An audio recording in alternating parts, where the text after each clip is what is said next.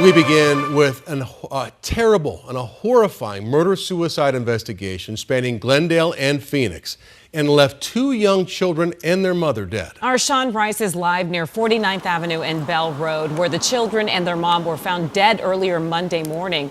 Sean, it has been a very emotional day out there for everyone involved. Yeah. Extremely emotional. There's been several family members of Nolan and Andrea Davis, the husband and wife involved in this double murder-suicide, who have come to this neighborhood. They've started a memorial just about a block away from their family home here behind me, where these 2 young children lost their lives last night. They tell me that Nolan and Andrea were in the process of getting a divorce when this happened from Sunday night into Monday morning.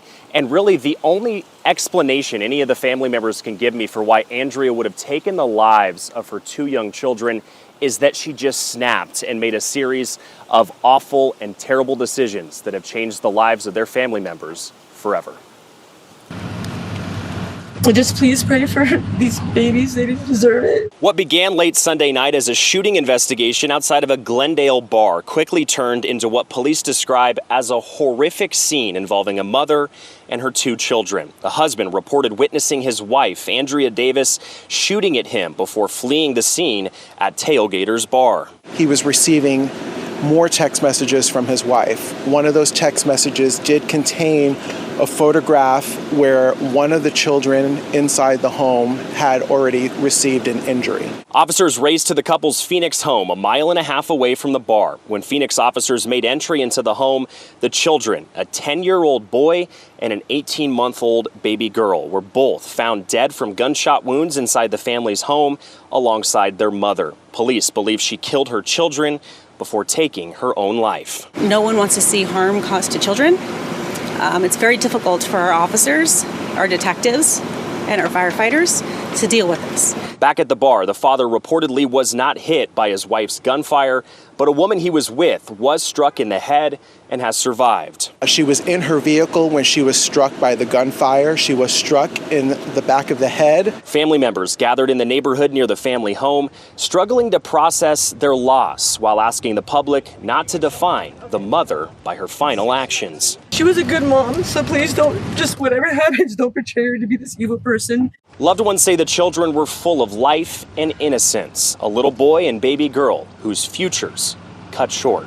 They didn't deserve it. They still had a whole life ahead of them, and it's not fair. I can't even imagine what my cousin's going through right now, but please just pray for the Queens and the Davises. Yeah, incredibly difficult to hear that cousin of Nolan Davis speak about the little children today.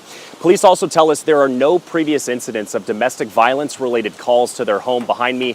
Really, as they told us today, no previous calls for service of any kind, which makes what happened here last night all the more puzzling. Both Glendale and Phoenix police departments encourage us to let you all know there's so many resources available for people who may be struggling with mental health problems or are in a relationship with domestic violence issues. They encourage anyone struggling to reach out to those resources before making life-altering decisions. We're live in Phoenix. Sean Rice, 12 News. And not only does this, basically just eliminate this entire family, unfortunately, but it affects the families in the neighborhood. Yep. And as that officer said, Sean, the first responders who are going out there and dealing with this, they're being impacted as well.